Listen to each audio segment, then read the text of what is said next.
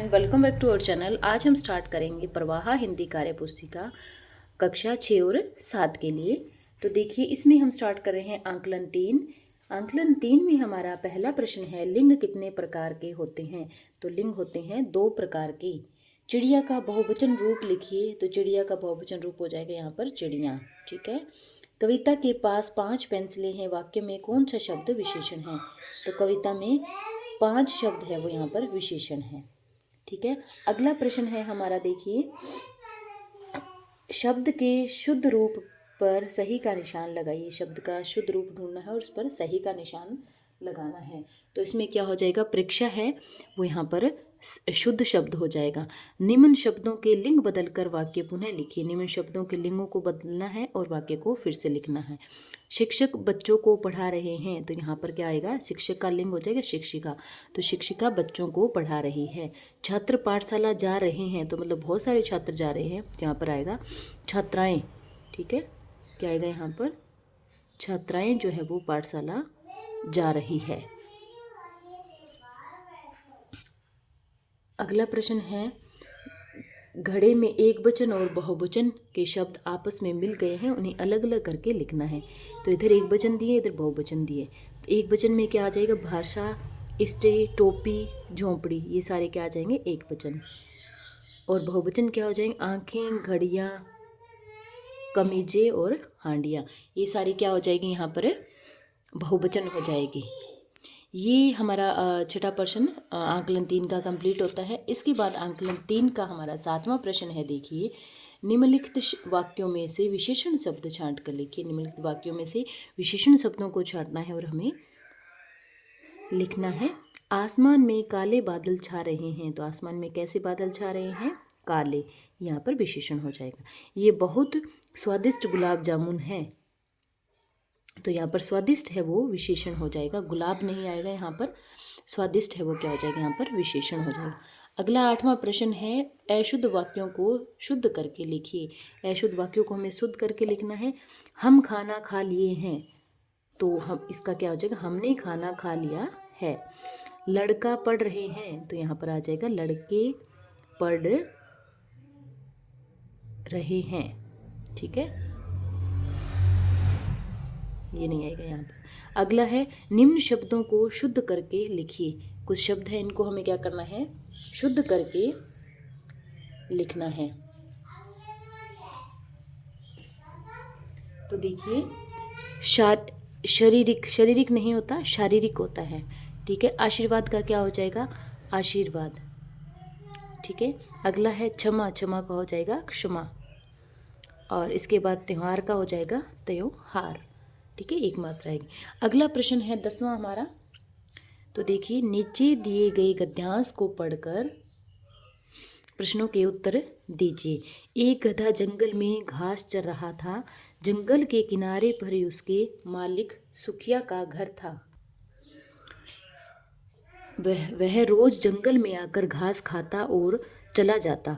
जंगल की हरी हरी घास खाकर उसे बड़ा ही मजा आता था। तो गधा जंगल में क्या कर रहा था, गधा जंगल में घास चर रहा था। ठीक है। गधे के मालिक का क्या नाम था, तो गधे के मालिक का नाम सुखिया था। तो इसी के साथ डन होता है हमारा आंकलन 3। अगला हमारा आंकलन है 4। देख लिया, आंकलन 4 में हमें क्या दिया है, माँ रसोई घर में चाय बना रही है, वाक्य में क्रिया है। तो यहाँ पर क्रिया क्या है, बनाना। तो बना रही है क्या है, क्रिया है। हमने खाना खाया था, वाक्य में काल है। तो वाक्य में खाना खाया था मतलब खा चुके हैं, तो वो हो जाएगा भूतकाल। ठीक है। निम्नलिखित रेखांकित क्रियापदों के काल लिखिए। क्रियापदों के हमें काल लिखने हैं। तो देखिए, मेरी दादी ने कहानी सुनाई, मतलब अभी उन्होंने सुनाई है, तो ये हो जाएगा वर्तमान काल। बच्चा फल खाता है, तो वो खा रहा है, तो हो जाएगा वर्तमान काल। रमेश कपड़े धुलवाएगा, धुलवाएगा आने वाले टाइम में, तो वो हो जाएगा भविष्यत काल। ठीक है। आगे चौथा प्रश्न है, निम्नलिखित वाक्यों में से संबंध बोधक शब्द छांट कर लिखिए। तो हमें लिखना है, मोहन से पहले अनिल आया था। तो से पहले यहाँ पर क्या हो जाएगा, संबंध बोधक शब्द हो जाएगा। मेज के ऊपर दूध का गिलास रखा है, तो कहाँ पे रखा है, के ऊपर होता ना, कर्ता ने कर्म को करण से संप्रदान के लिए। ठीक है, तो उसके अकॉर्डिंग यहाँ पर शब्द हमें छांट कर लिखने हैं। विद्यालय के पीछे पार्क है, तो किसके पीछे, विद्यालय के, तो के पीछे यहाँ पर क्या हो जाएगा, संबंध बोधक वाक्य हो जाएगा। अगला प्रश्न है 5वां, देखिए निम्नलिखित वाक्यों में उचित क्रिया लगाकर वाक्य पूरा कीजिए। तो निम्नलिखित वाक्यों में उचित क्रिया को लगाना है, कल हम दिल्ली जाएंगे, ठीक है। बालक मैदान में दौड़ता है, माँ चाकू से सेब काटती है, लड़की अखबार क्या करती है, पढ़ती है। ये वाक्यों को हमने क्रिया लगाकर पूरा कर दिया है। अगला प्रश्न है निम्नलिखित वाक्यों में से क्रिया विशेषण शब्द छांट कर लिखिए। वाक्यों में से क्रिया विशेषण शब्दों को छांटना है और हमें लिखना है। अगला है क्रिया विशेषण छांटना है हमें। मोहन बहुत पढ़ता है, तो बहुत पढ़ना उसकी क्या होगी, यहाँ पर क्रिया विशेषण शब्द है। पिताजी अचानक कमरे में आ गए, तो अचानक यहाँ पर क्या है, क्रिया विशेषण है। अगला है देखिए ऊपर चलो बातें करेंगे, तो ऊपर चलो क्या हो जाएगा, यहाँ पर क्रिया विशेषण शब्द हो जाएगा। अगला हमारा प्रश्न है दिए गए वाक्यों में से क्रिया सकर्मक है या अकर्मक वाक्य के सामने हमें लिखना है। तो देखिए रोहित क्रिकेट खेल रहा है, क्रिकेट खेल रहा है तो वो क्या है, यहाँ पर सकर्मक क्रिया है। अगर आ जाता रोहित खेल रहा है तो वो कौन सी हो जाती, अकर्मक क्रिया। जैसे मयंक नाच रहा है तो अकर्मक क्रिया। दादी जी बच्चों को कहानी सुना रही है तो वो हो जाएगा सकर्मक क्रिया, ठीक है। इसी के बाद अगला प्रश्न है निम्नलिखित पद्यांश को पढ़कर दिए गए प्रश्नों के उत्तर लिखिए। पद्यांश को हमें पढ़ना है और प्रश्नों के उत्तर देने हैं। 3 रंग का झंडा प्यारा, सबसे सुंदर सबसे न्यारा, रंग गेरुआ त्याग सिखाता, हरा रंग हरियाली लाता, शांति श्वेत रंग बतलाता, देशभक्त सारे मिल जाओ, इसे उठाकर कदम उठाओ, ठीक है। तो ये हमें मतलब गद्यांश दिया है, इसको पढ़कर हमें प्रश्नों के उत्तर देने हैं। तो झंडे में रंग है, झंडे में कितने रंग हैं, इसमें भी 3 रंग दिखाए और वैसे अपने को पता है कि झंडे में 3 रंग ही होते हैं। झंडे का हरा रंग किसका प्रतीक है, तो झंडे का हरा रंग हरियाली का प्रतीक है। झंडे का सफ़ेद रंग किस भाव को बताता है, तो झंडे का सफ़ेद रंग है वो शांति का प्रतीक है, ठीक है।